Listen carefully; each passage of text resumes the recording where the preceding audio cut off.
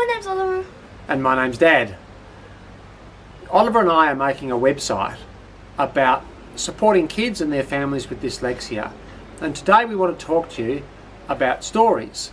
One of the great things about kids with dyslexia is that even though reading them is hard, they still love stories.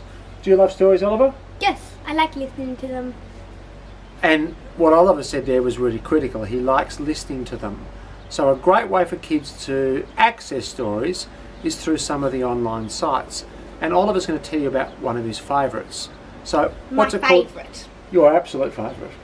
Yeah. What's it called, mate? Storynori.com. Storynori.com, which is exactly like it And sounds. sponsor is audiblekids.com. He hasn't listened to it a whole lot. He's just memorised the whole thing. So, tell us about Storynori, Oliver. You can type in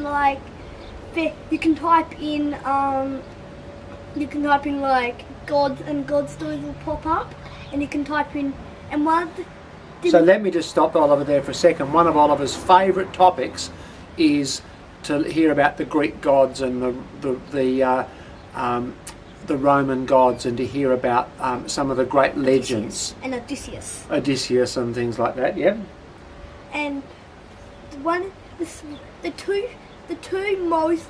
which most people like is Bertie, and it's a really big set of stories, and also Katie's a witch. One of the things I really want to emphasise is the value of stories for all kids, and especially for kids with dyslexia. And the great thing about some of these websites is they make stories available to kids who have trouble reading. Cut. Okay, Dad. Wait, we're actually not going to cut for a second. One of the things I want to emphasise is that we shouldn't let kids with dyslexia not read stories. We should still ask them to do that. But one of the great ways for them to get the benefit of listening to stories fluently is by listening to them rather than reading them. And Storynori works for Oliver. Cut. Okay, so Daddy, can we tell them that it's not an app? There's an app version and there's not an app version. Okay. Okay. You tell them the two versions.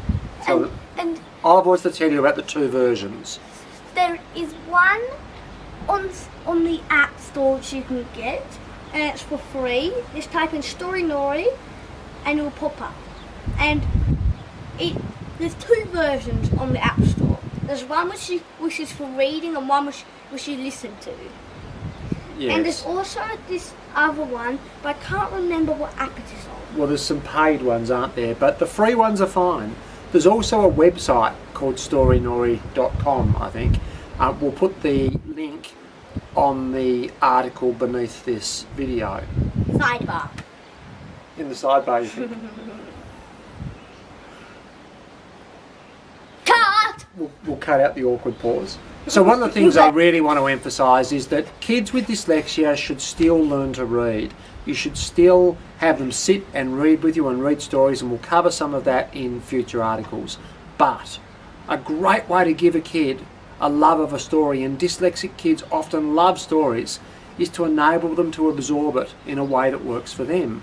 For Oliver, like many kids with dyslexia, listening to them works a whole lot more effectively. What I find is Oliver can actually recount entire stories to me, and the other day he was explaining something to me and I realised he was talking about a myth or legend that a lot of adults wouldn't know about, but he'd heard it on Storynori.